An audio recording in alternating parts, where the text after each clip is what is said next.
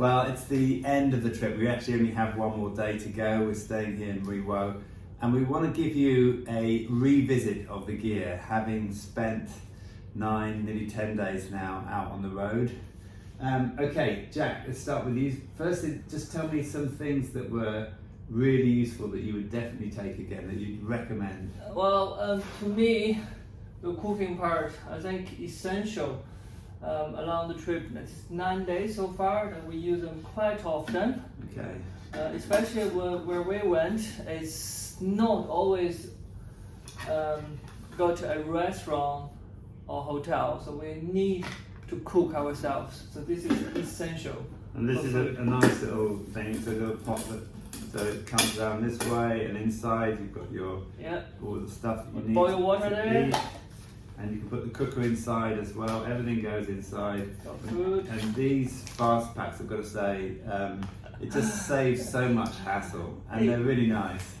So it's very easy, as you've seen us do along the way, and I would definitely go with these again. I've given up. It's now into the fast food now. Trying to bring my own stuff, so that would be highly recommended. Yeah. Okay, keep going, Jack. Some other things? So basically I use everything here, even the down jacket, waterproof jacket, even a woolly hat. You never know that the weather changes in the mountain. It can be very cold all of a sudden. Well, I put woolly hat as one of the things I would definitely recommend, because in Hong Kong, if you're doing this in the winter, it can be really warm, but it can also get very cold very quickly. And this is just a great way to immediately warm up, take the heat from, losing the heat from your head. So woolly hat I would definitely recommend, even though when you're leaving it might seem like when we left it was fantastic weather. We're in April, believe it or not, and it's like 14, it's going to get down to 12 degrees today, raining and very miserable if you're out. And the wind chill on the top of the mountain. Yeah, and then up Lantau Peak. Yeah. What about you? What's the essential item? Okay, so some big things for me, and this didn't come at the beginning of the trip, this came halfway through the trip, or well into it. There's a lightweight tent. So just having this super light tent, and this is so well made, I can't recommend this tent. Even 150 grams lighter than mine. We'll put links to these. This is the Kailas tent, but very well constructed. We had a very windy night on top of a mountain, and it was absolutely fine, kept us dry. Very good indeed. So that was a definite, and also a lot of this stuff. So a few things like this: shoes, having good shoes. Again, these came halfway through. I mean, my other shoes were fine; they were just a bit worn. But having a good grip on the shoe really makes a difference when you've got heavy bags. And essential for me, I can bring this up here. Now this came very late in the trip for me, but having a good backpack. These are, we've got heavy weights, and I can't emphasize enough for doing a trip like this, keeping the weight down as much as possible and having a good carry system, because it's so much different. We're doing these trails every day, doing these trekking all the time, and we're normally just doing one-day trips with light bags. It's completely different trying to get up Lantau Peak when you've got a heavy bag after a long day. It's just very much harder, and having a good system and a good bag made a massive difference. He kept upgrading all his gear.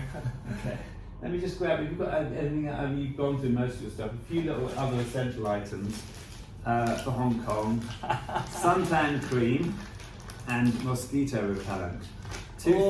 Two things. Save my arms with the midges. Two things. It's important. Again, even in the winter when you don't think there's mosquitoes, there are little midges, all sorts of stuff, and occasionally you'll stop.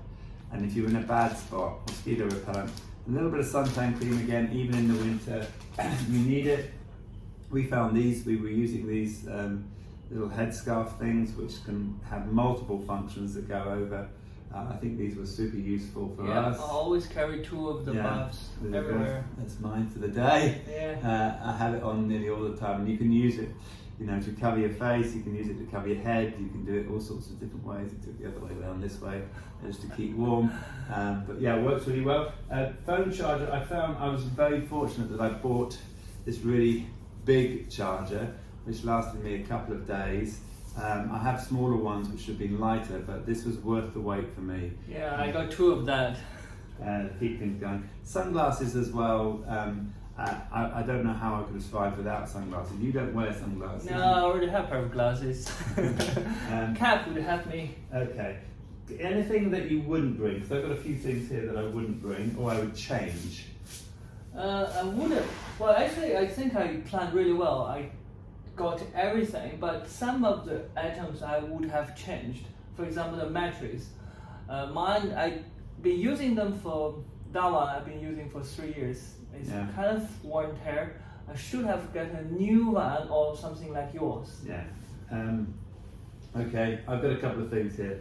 This is the water bottle I bought, and I would change that for a filter bottle, which I have, and I just didn't bring, because we did run out of water sometimes. That wasn't enough between water stops to keep me going. So a filtering system means I can just take it from the stream as I go along and still be able to drink. I did bring two things I bought that I didn't use. One was a knife. I think I would still bring this multi-function knife because it could have been useful if we got into something broke and I needed to fix something. And headphones as well. I never used because I bought the wrong plug on the end of my headphones. It was a bit stupid. And finally over here, my carry mat. Now this was actually very comfortable, and I switched this from a blow-up one, which Jack says, the jury's still out on this. But the problem with this is that when you attach it to your bag, it does make your bag much bigger. And when we ended up doing a little bit of bushwhacking. Now it's for bushwhacking. It's catching on everything and it drove me crazy. But even just on some of the paths when you're walking past people, I was banging into them as I was going past. So I think if I had a choice, I would switch this for a blow-up one. But as Jack said, I would do the opposite way. This one at night when you set up your tent, it takes about half seconds. For me, I have to blow it up. At the end of the day, when you tear it, not recommended. Okay, we're going to put some links to the Kailas stuff that we've been using. We'd highly recommend them. All of the Kailas stuff that we've used, actually. The clothing has been fantastic. Layers after layers. The shoes have been fantastic. The backpacks and the tents. I cannot recommend the tent enough. This is really a revolution to me. Not only light, but when you get it up, it's got a really good design with lots of space inside for putting things, and yeah, it just felt very comfortable. Okay, that's it for our gear review. Bye bye. Bye bye.